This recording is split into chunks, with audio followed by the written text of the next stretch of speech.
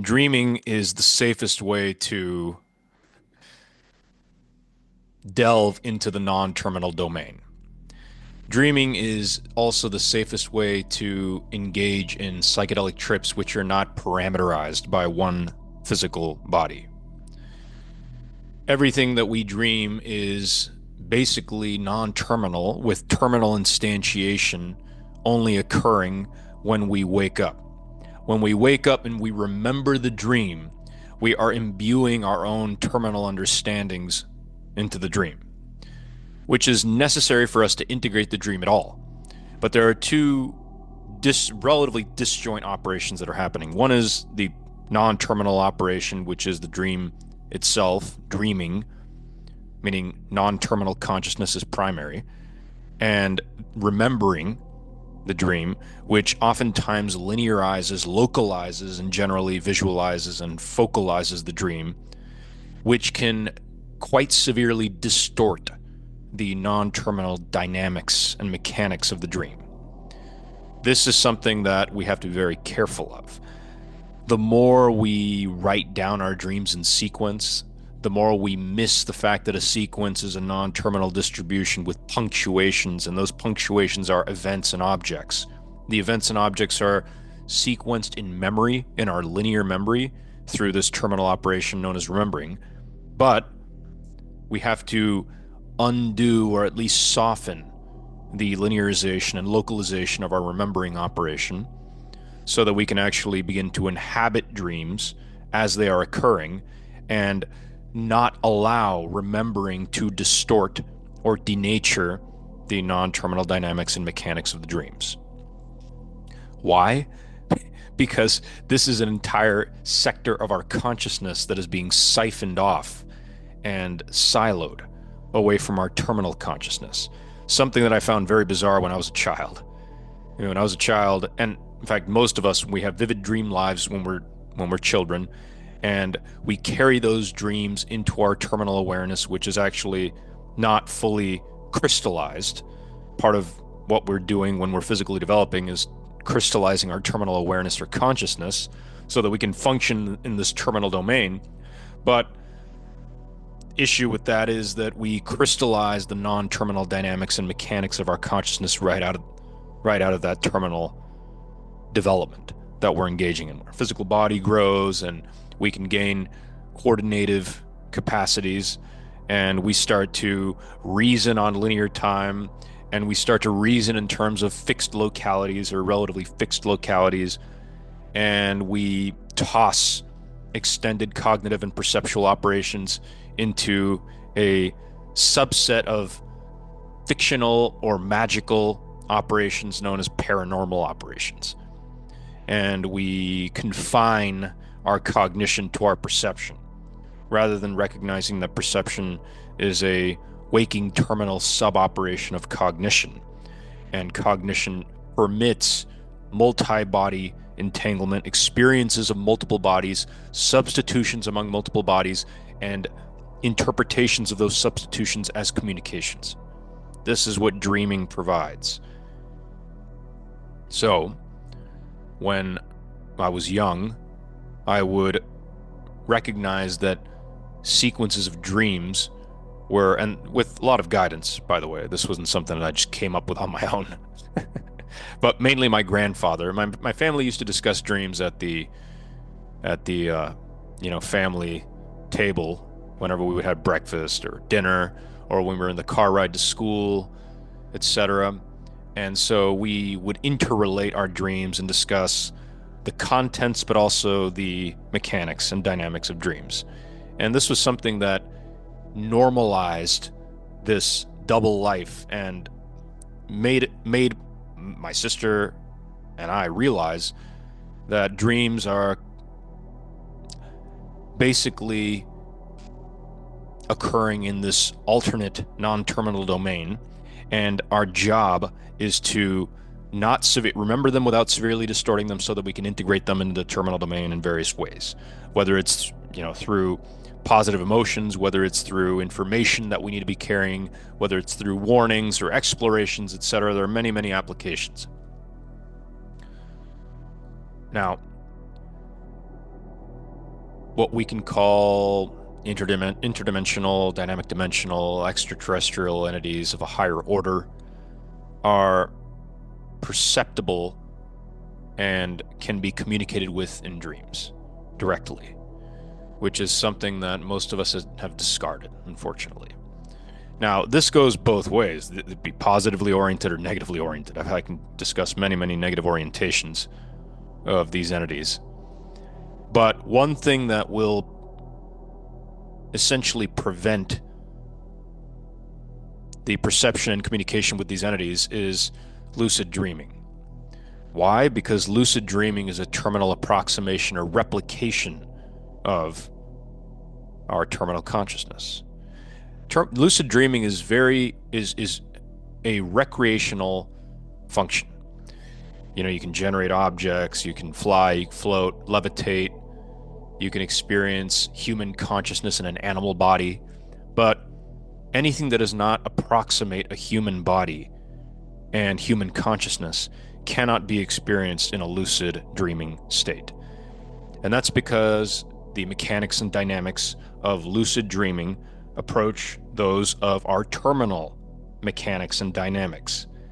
Now, there's nothing wrong with that. We can have fun in lucid dreams, and we can pre-simulate scenarios. Let's say you have an important interview coming up. You can, if you're sufficiently trained and disciplined, pre-simulate that interview to some extent while lucid in your dream, which can aid in preparation for that interview. It's just one example. So they're not just recreational, they can also be functional, but ultimately lucid dreaming does confine our dream mechanics and dynamics to terminal mechanics and dynamics. And the entities which have ascended beyond humans, or rather are higher in the hierarchy of cosmic intelligence, taking on a cosmist perspective, whereby we don't, regard ourselves as little puny humans in a vast cosmos and we're on the bleeding edge of intelligence, but rather understand ourselves as cosmic citizens which figure into a very poorly understood hierarchy of intelligence, then we essentially can begin encountering entities which are higher in that hierarchy and which inhabit different types of bodies, more light-like bodies, which carry intelligence which has achieved an adaptive integration of N and T, non-terminal and terminal domains, which, as we should know, are the subsignatures of the reality language that we're exhibiting and existing in. Okay, we call them domains, but they're also subsignatures. They're part of one self-dual signature composed of self-dual operators, which we call body-mind-spirit complexes in an esoteric sense. But they're self-dual in the sense that they're products, properties, and processes all conjoined definitionally and therefore ontologically. Can't define a product without a property. Can't define a product-property coupling without a coupling operation or process. Same goes for elements, relations, and operations. Products are elements, terminal elements. Relations are properties, predicates that interact with each other through terminal elements or instances, and the interactions, of course, are processes or operations, meaning they're terminal, non-terminal operations.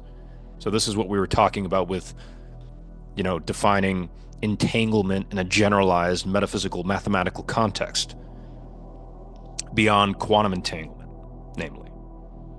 So, lucid dreaming, I approve of lucid dreaming for the, reasons I'd stated, but if you think that lucid dreaming is the peak of dream consciousness, we're simply mistaken. And if we want to experience benevolent, higher order intelligences, which are essentially higher aspects of our own identity, where our identity is cosmic or universal, then we're going to need to soften our delocalize, delinearize, and to some extent, fully emotionalize our dreams. Understanding that the syntax that is primary in dreams is called the emotional syntax. And the emotional syntax is parameterized by perceptual and mathematical and physical syntax, but it's not the reverse. Whereas in the terminal domain, physical syntax is primary, and anything that is mathematical or logical, anything that is perceptual, anything that is emotional, seems to be, constrained by that physical syntax. That's because our evolutionary cycle is embeds us in a certain terminal confinement so that we can achieve a sufficient threshold of terminal complexity beyond which we can start to consciously integrate non-terminal complexity that we've been unconscious of. We're not able to consciously manipulate or coordinate anything that is sub-organ systemic, which means this is the reason why regenerative healing cannot be consciously coordinated yet, which requires, a biopathic method of generalizing medical science. We have an entire series on that, as I'm sure you're aware, and if you're not, check it out. But ultimately, what we're getting at here is that,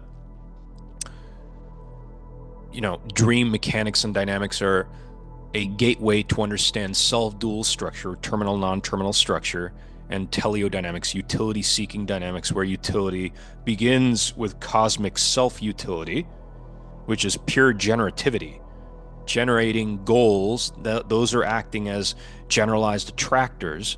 The attractors then function in a nonlinear temporal sense by attracting different underdetermined timelines or sequences of activities which bring about their execution or actualization, however you want to say it, which is how the cosmos, from the top down, programs different parameters which allow for evolution through evolutionary cycles, and internally which exist incarnation, discarnation cycles to proceed. So we have top-down non-linear causation and bottom-up linear local causation, which are working in tandem, programmatic causation and algorithmic executive causation. But we, as of now, our conceptual philosophical framework only permits us to readily understand and therefore experience, because understanding parameterized experience, bottom-up linear local causation from past to future, right, where the cause precedes the effect spreads, spatially spreads around the cause, and we generally proceed from past to future.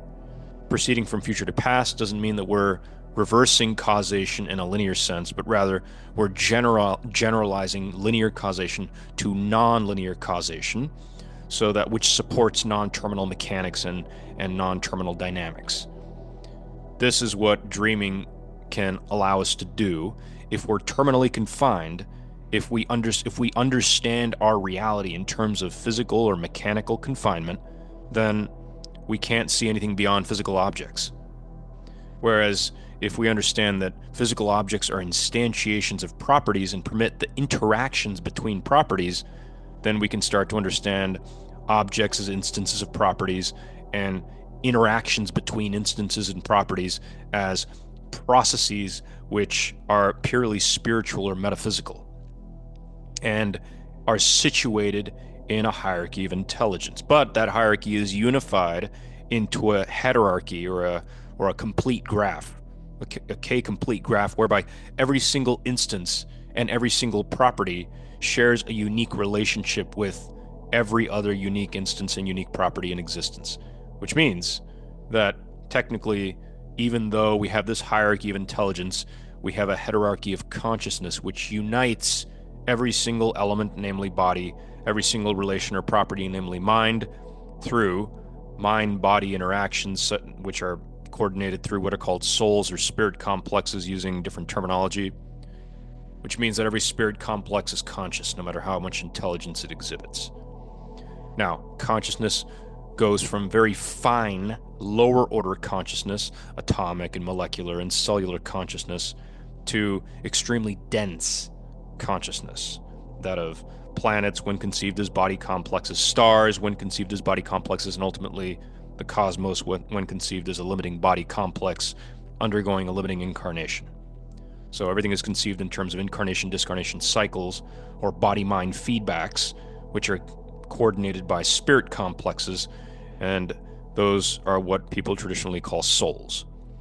The identity that binds physical and mental reality into spiritual reality, metaphysical reality. So, this has implications for science, mathematics, art, politics, economics, law, medicine, etc.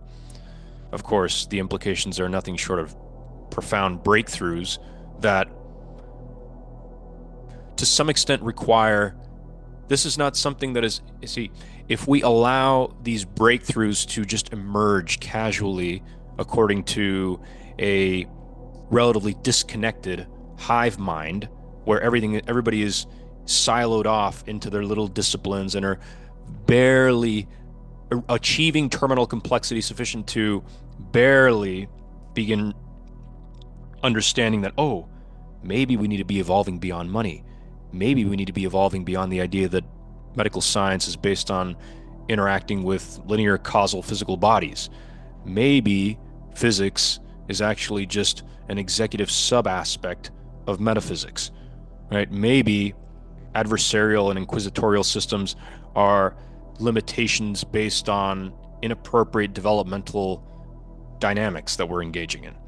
All of these breakthroughs that have not yet been made, well, they need to be made. What I'm saying is they need to be made, in some sense, in individual brains, where everything remains coherent, which means we're going to greatly delay our development as a species, as a planetary civilization, if we don't begin to conceive of these breakthroughs on an individual basis. Because what happens is we have many different disciplines and their languages are totally siphoned off from each other, and interdisciplinary interactions are very difficult to achieve these days. We have hyper specialization, and so we go so deep into one topic, we achieve so much terminal complexity, but then we don't realize that that terminal complexity is vastly incomplete, overlooking and is unconscious of its non-terminal complexity, and which unifies all disciplines. In other words, our unconsciousness of the non-terminal domain, which can be softened by understanding dream dynamics and mechanics better, is preventing us and greatly delaying preventing us from and greatly delaying our planetary unification. So we need individual brains, we need individual minds to begin realizing that every single terminal institution and system of thought can be non-terminally integrated and generalized on that basis.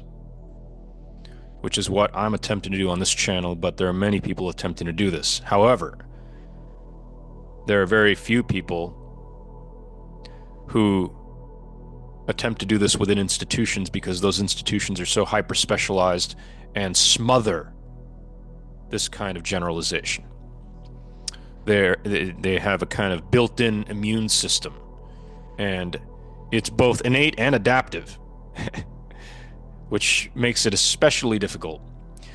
It's innate when it comes to, the innate immune system screens out people who are achieving these breakthroughs from even breaking into these institutions. And of course, the people realize that they don't want to enter these institutions. That's the innate immune system aspect, but it's an adaptive immune system because even from without the institutions, even when the insights are being developed and communicated, they're being smothered by adaptive agents that either troll or delegitimize or outright ignore the breakthroughs that are being made, even though the breakthroughs are incontrovertible and fundamental. Inarguable, really. It's akin to trying to argue that saying I am not speaking right now is a performative contradiction. All right, so this was a bit of a miscellaneous episode. We're going to start to discuss the differences between non-lucid dreaming, lucid dreaming, and then what we might call shamanic dreaming, which is dreaming that goes beyond self-conscious, terminally approximating reality sub-simulations, which is what dreams are, to conscious yet multi-body entangled reality subsimulations. Lucid dreaming is distinguished from this latter form of dreaming, the shamanic, we can call it different things, but dreaming based on its single body entanglement.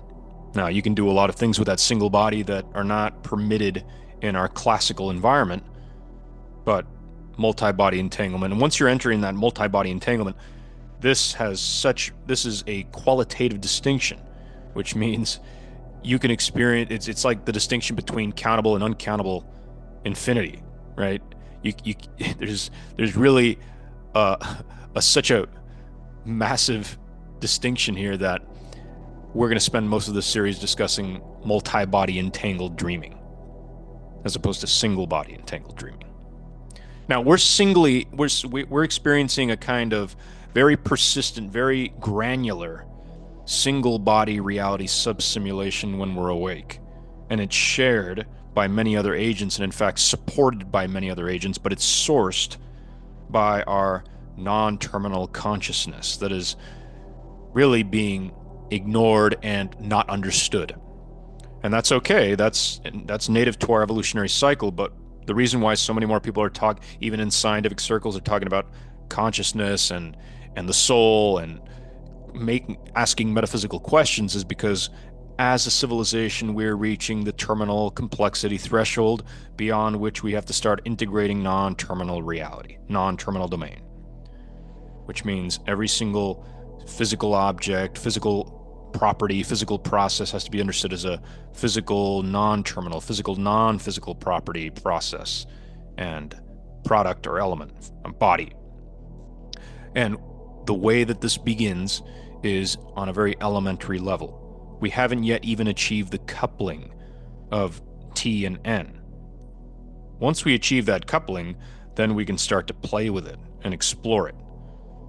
But first things first, right? There is an order of operations here.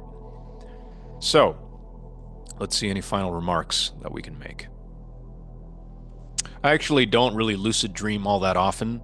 When I do, I find it extremely interesting because you can simulate scenarios in your waking life that would never play out in waking life.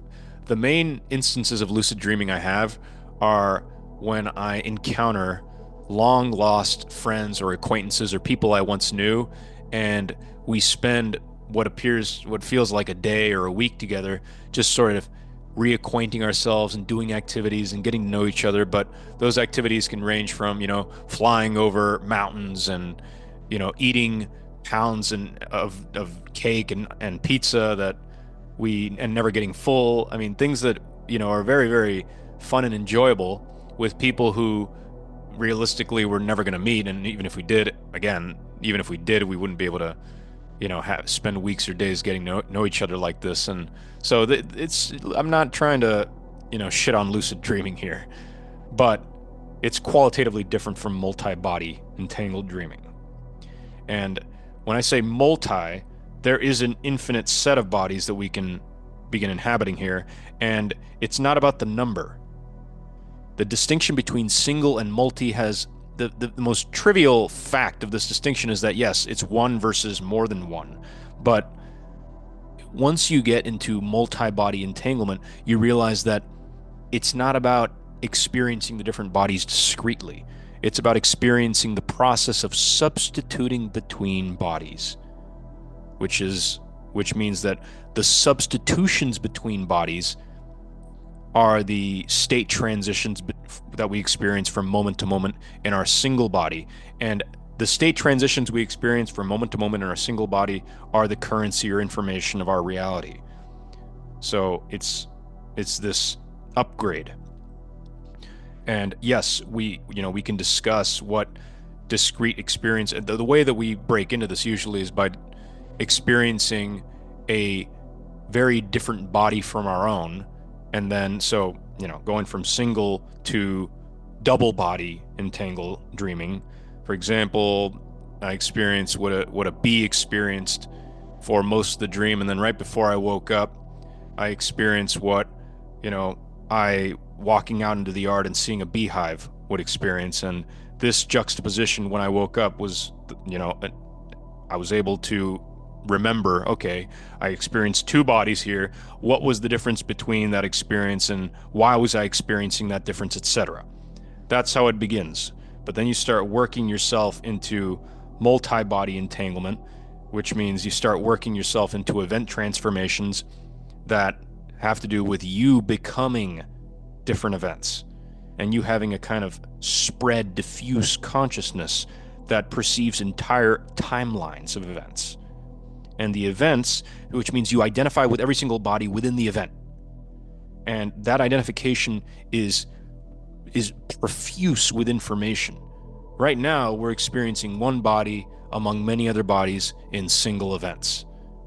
Imagine experiencing multiple events at once and the bodies within the events, and the interactions between all the bodies in the events are generating emotions and perceptions, and you wake up and you really don't know what to make of this because the information is so profuse that, and your consciousness becomes diffuse in a way that is very difficult for our linear local understanding to register and work with. But what it does is it acquaints us with the very dim beginnings of terminal non-terminal integration, adaptation, and generalization. And that's the main focus we're going to have for this series. So thank you for listening, and we'll see you soon.